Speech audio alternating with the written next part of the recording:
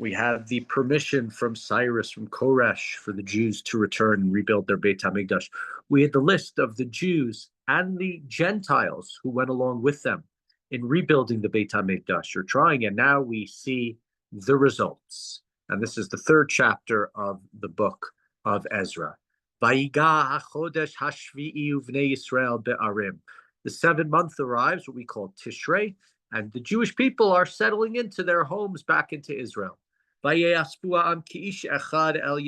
people gather together as one man in Jerusalem. Reminds us, of course, of Shavuot, where we go, that we talk about being as one person together, standing and getting the Torah. So here, Ki'ish Echad, they come to Jerusalem together. Vayakam Yeshua ben Yotzadak v'achav haKohanim, and so Yeshua, the son of Yehotzadak, the priest, of course, high priest, very important, descendant of Aaron HaKohen, for the Beit HaMikdash. And we mentioned him a few times, Zerubbabel ben Shaltiel ve'achav, and Zerubbabel, the son of Shaltiel, and the grandson of Yechoniah, who was the last king, other than the king who was after him, his uncle, I believe, was placed on the throne by Nebuchadnezzar, who was a descendant of David as well, but not in line directly to get the kingdom. And their brothers, Vayivnu at Mizbach Elokei Yisrael la'alot alav olot kakatuv b'Torah Moshe ish Elohim. What did they do? They built the altar of God to offer off sacrifices as it was taught in the Torah, in the instruction of Moshe, the man of God. So they haven't yet built the entire Beit HaMikdash, but they built the Mizbeach. You can have a Mizbeach, you can have an altar. There are those who have asked the question, I don't think it's a practical question, but can we build a Mizbeach today, even if we are unable to build a Beit HaMikdash? I don't know that would be the best thing to do on the Temple Mount these days. Vayachinu hamizbeach al mechonotav ki be'ema aleihem me'amei ha'aratzot ve'alu alav olot ladonai olot laboker v'la'erev. They set up on the altar on its site because they feared the local people.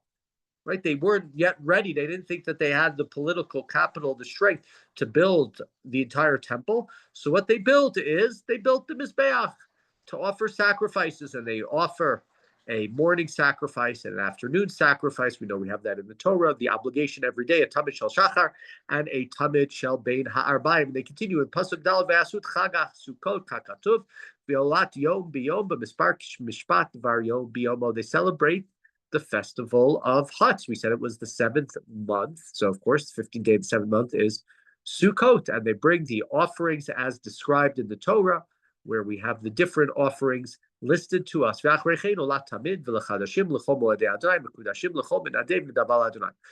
by regular burnt offerings and the offerings for the new moons, right? So now the 8th month came, the 9th month came, and all the other fixed times. What, in addition to that, whatever nidavot, what other people wanted to bring an offering out of their own desire to connect with God through sacrifices. So they're bringing the obligatory sacrifices as a community, and individuals are bringing their own sacrifices. And this is, again, we're saying verse 6 in Pasuk Vav, from the first day of the 7th month, they began to bring offerings to God, though the foundation of the temple of God had not yet been settled. They hadn't yet put on the hard hats. They hadn't had the big ceremony, but you can bring sacrifices on the altar, even if you do not have a mishkan or a mizbeach there. Beit HaMikdash, I should say. Continuing Pasuk Zayin, ve'itnu chesav v'kotzavim l'charashim machal b'shtev v'shem l'sodanim l'tzorim lavi eitzei harazim min alvanon el yam yafo kirish yon Koresh Melech Paras Alehem. And what do? So they get woodcutters and craftsmen. They have money, and they hire people from Sidon and Tyre up there in Lebanon. They offer food and drink and oil to bring cedar from Lebanon by sea to Yafo. And this is because it was right. There was authorization granted them by King Cyrus. And this is what we saw, of course, in the time of Shlomo, where Shlomo had many people cutting down trees in Lebanon to build the Beit HaMikdash. So they're continuing in a similar way in terms of the place where they have to get the materials from. Continue in verse 8, Uvasha Shenit Levoam El Beit Elohim Yerushalayim B'chol Sheni Hechelu Zerubbabel Ben Shaltiel Yeshua Ben Yotzadak Shar Chaim HaKohanim VaLevim Kol Abahem Mehashvi Yerushalayim V'Amdu Et HaLevim Ben Esrim Shanav L'Mal V'Natzech Amalech Beit Adonai. So it's the second year after their arrival, and we would call that the second year, not the third year, and they are attempting to build the Beit HaMikdash, the Beit Hashem, the house of God in Jerusalem, and it's the second month, the month of what we call today ER, and Zerubbabel, who's the leader, again, descendant of David, Yeshua, who is the descendant from Aaron, from the Kohanim, and all of the other priests, the Kohanim and the Leviim, who have come, and all the people have come back from captivity back to Jerusalem.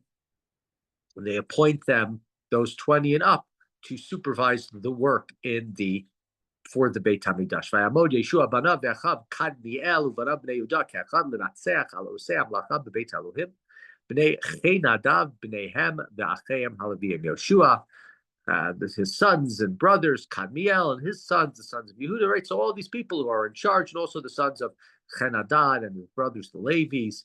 Vayistu abonim et heichal Adonai v'amidu hakohanim melubashim b'chatzotzot haLevim bnei Asaf b'mitz l'tayim la'alel Adonai al yedei David melech Yisrael. And while they're laying the foundations of the Beit HaMikdash, the Kohanim are there in their big day kahuna, the Leviim are there with their trumpets, with their shofarot, the members from the family of Asaph, this guild of Leviim, again, we don't know, is it genetic, or is it that people would be good enough? It was like making the choir, being good enough to be in the choir.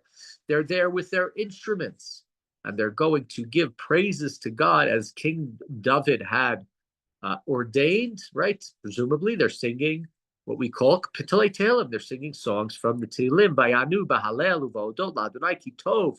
Here we see it. Kilo Lam Chasdo Al Yisrael B'chol Am Heiriu Trua Gdola Ba'alel Adonai Al Husad Beit Adonai. They sang songs praising God because He is good, right? His kindness is forever. Kilo Lam Chasdo, and all the people are shouting and screaming and joyous and happy. V'Rabim in verse 12, Me'akohanim v'Alevim Roshei Avot Hazkenim Asher on Beit Harishon B'Yosdo Zeh Habayit Beineim Bochim B'Kol Gadol V'Rabim B'Trua B'Simcha La'arim Kol. But many of the priests and the Levites and the chiefs of the clans, especially the elderly who had seen the first house, what did they do? They wept loudly at the sight of the founding of this house. Many others shouted, joyously at the top of their voices. Here comes an interesting verse 13. And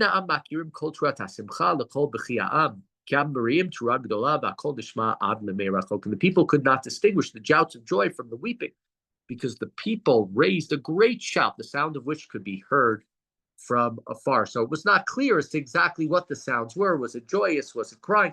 And here, questioning the crying. Is the crying cries of joy, or is it cries of sadness? Many like to see it as cries of joy, of happiness. Finally, the Beit HaMikdash had been built, and we're starting, I should say had been built, but we're starting the process of building it. The foundation had been laid. Cyrus has given permission, presumably it's the year 538 or 537 or so. The Jews have returned. They're rebuilding the Beit HaMikdash. The foundation has been set. There are others who understand this, that the crying is perhaps, or some of it is crying of sadness. The first Beit HaMikdash was grand, was beautiful, was built by Shlomo. All of Bnei Yisrael were involved in the process. And those who remembered it's how beautiful, how unique it was. And here we have a small group from Bnei Yisrael, 42,000, including the non-Jews who have returned back from Bavel to rebuild the Beit HaMikdash. And yes, they are described as Ki'ish Echad, like one person. They're working all together. But it's a much smaller building project. It's much lesser. Cyrus is the one who's given them permission. It's not the command from God to Moshe. It's not Shlomo HaMelech rallying the entirety of the Jewish people together. And thus we have here very much mixed emotions. For some people, this is a tremendous day. For others, seems to be sad, almost pathetic to an extent. For others, certainly the mixed emotions of building it. And it's interesting to think about. Today's Yom Yerushalayim, a truly joyous day.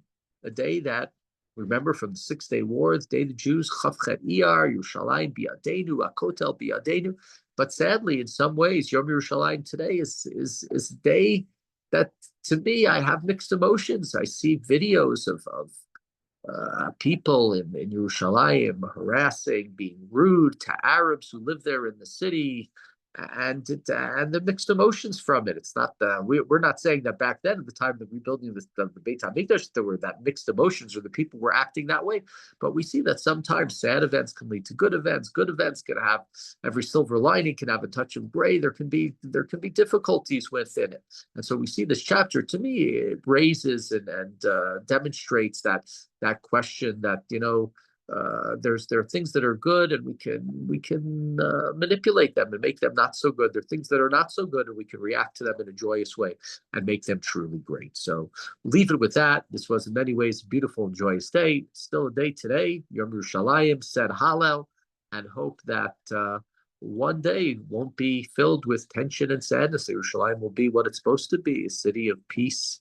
a city that has our Beit HaMikdash in it, but it's a Beit HaMikdash like Shlomo described at the time of building the first Beit HaMikdash when it was created, that it's a house that anybody and everybody should turn to in order to connect with God. We should live to see that in our days as well.